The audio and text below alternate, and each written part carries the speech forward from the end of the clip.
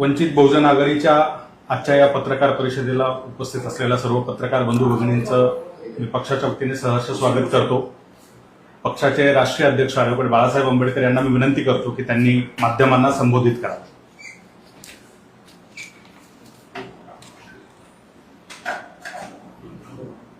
भारत जिस तरह यूएसए से डर रहा है और यूएसए जो कह रहा है अंधाधुंधी तरीके से एग्रीमेंट साइन कर रहा है, उसी तरह से अरुणाचल के बॉर्डर पर तानसेन इलाका जो है, उस तानसेन इलाके में करीब करीब 2020 जो भारत के हद में और वहां के रहने वाले लोग चराई करने जाते थे, अब करीब करीब वो सब इलाका चाइना ने कैप्चर कर लिया है। वहां के लोग जा नहीं सकते, आ नहीं सकते हैं।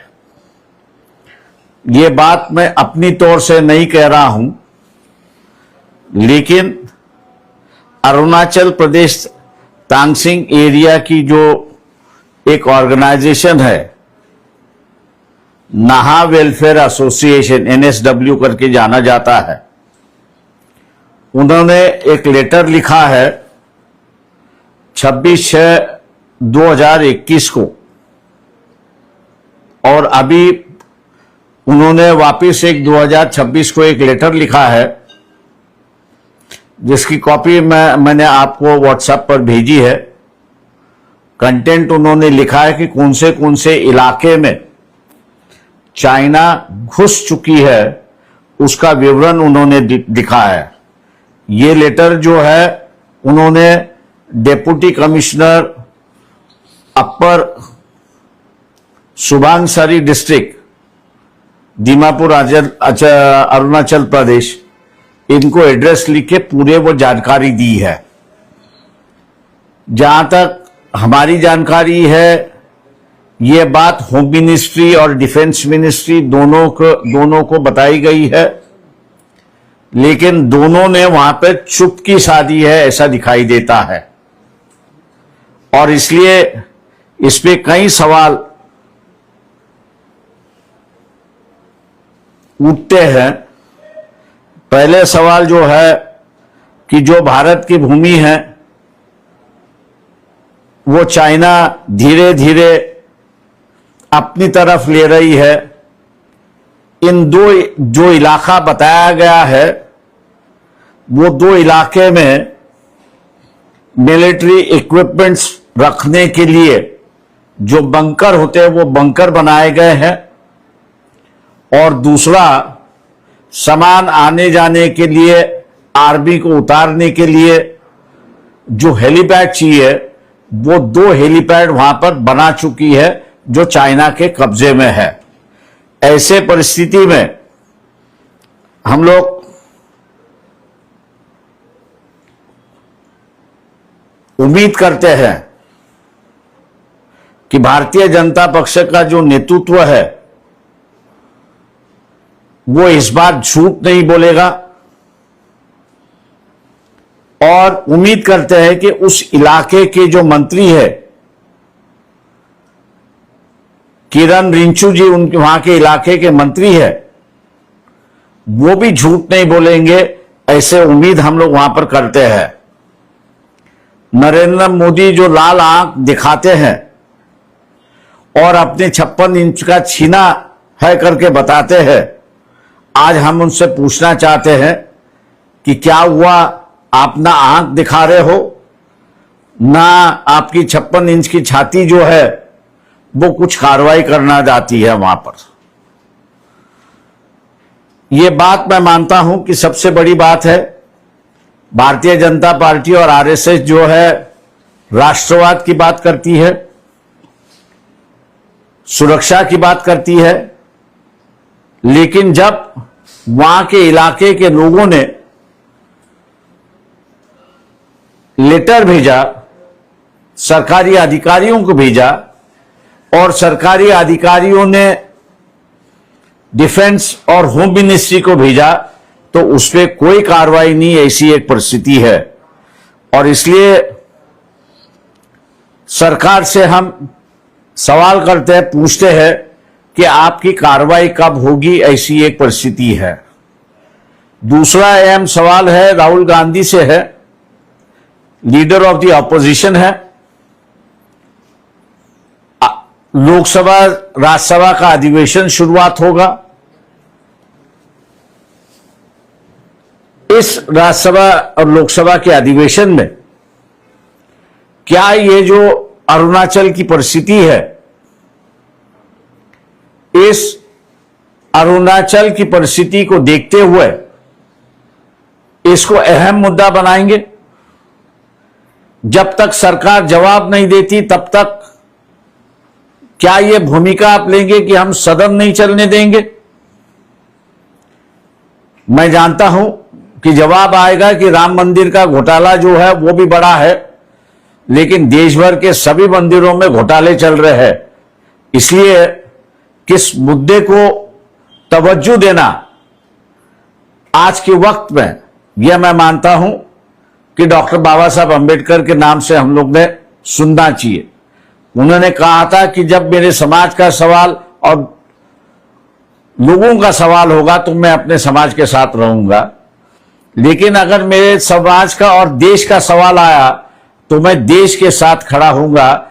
ये एक पॉलिसी जो है उसके मुताबिक हम लोग राहुल गांधी से अपेक्षा करते हैं कि दूसरे मुद्दे बगल में रखते हुए इस सदन में ये जो चाइना की घुसखोरी है, 2 हेलीपैड बनाए गए हैं, उनका इलेक्ट्रॉनिक वॉरफेयर का इंस्ट्रूमेंट्स आ चुके हैं, उस पे बंकर बनाए गए हैं, उनकी वहां पर आर्मी आ चुकी है। क्या इसको अहम मुद्दा इस अधिवेशन में बनाएंगे? मैं उम्मीद करता हूं कि कहीं ना कहीं तो भी इस सरकार के सामने हम झुकते नहीं हैं। यह सरकार हमको ब्लैकमेल नहीं कर सकती, हम डटते रहेंगे। ये दिखाने के लिए राहुल गांधी हो, कांग्रेस हो और तमाम राजनीतिक बीजेपी के विरोधी है या बीजेपी के साथ भी है, उनसे भी हम लोग अपील करते हैं कि देश की सुरक्षिता ये अहम मुद्दा है और इस देश की सुरक्षिता के मुद्दे को लेते हुए पार्लियामेंट अगर नहीं चलती है तो भी नहीं चलती है, उससे कोई फर्क नहीं होता है, लेकिन देश की सीमा सुरक्षित करना यह सबसे बड़ी बात है और उसको महत्व देंगे, ऐसा मैं उम्मीद करता हूं। और सरकार की ओर से ये चाइना की जो घुसखोरी चल रही है उस पर आप क्या जवाब देंगे? या जिस तरह अमेरिकी की तरफ आप झुक गए हो, उनसे लाचार हो गए हो, क्या उसी तरह आप चाइना के सामने भी लाचार है? इसका खुलासा बीजेपी, आरएसएस और नरेंद्र मोदी ने करना चाहिए। आप अभी पूछिए। सर, इसी मुद्दे को लेकर राहुल गांधी इनसे मांग करते कि आप ये मुद्दा उठाइए अधिवेशन में, आने वाले अधिवेशन में। पर राम मंदिर में जो घोटाला हुआ है वो भी एक बड़ा घोटाला है। मैं समझता हूं कि जो घोटाला त्रिवेंद्रम के मंदिरों में हुआ वो उससे तो कहीं गुना बड़ा है।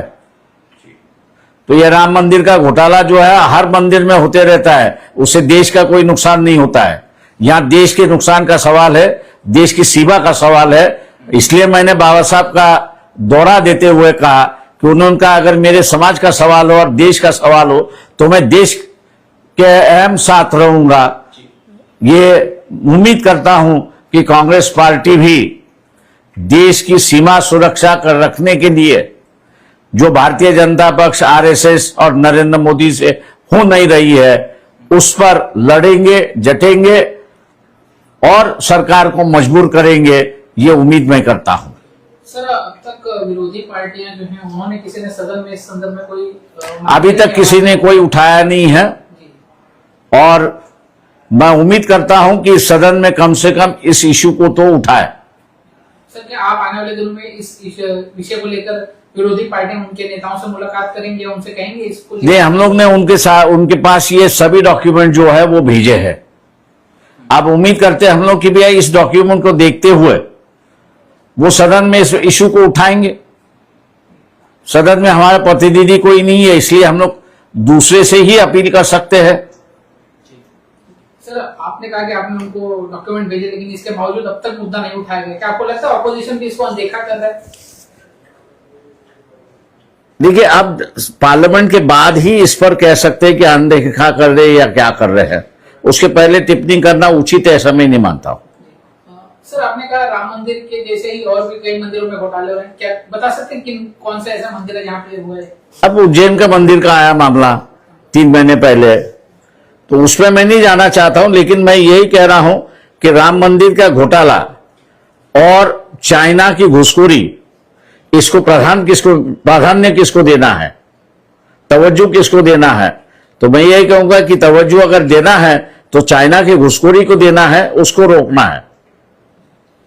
सर, देश में इथेनॉल गाड़ियों को लेकर भी एक चर्चा नहीं, वो बाद में, मैं उस पर बाद में करूंगा। मैं इसी मांग को लेकर वंचित बहुजन आघाड़ी के रास्ते पे उतरकर अपनी देखिए, हम लोग जितना अपनी ताकत है और जितना दायरा है उसमें रह के हम लोग लोगों को आगाह करने की बात इस पे करेंगे।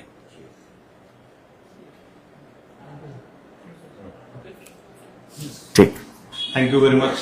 सर्वांचे मनपूर्वक आभार. सर, एक सिंगल इथेनॉलचा पण विषय चांगला होता सर. हा, इथेनॉलचा पण विषय एथेनॉलचा इश्यू थांबा जरा. केजरीवाल ने तिकडे खूप उचलून धरला. फिनिश करतो.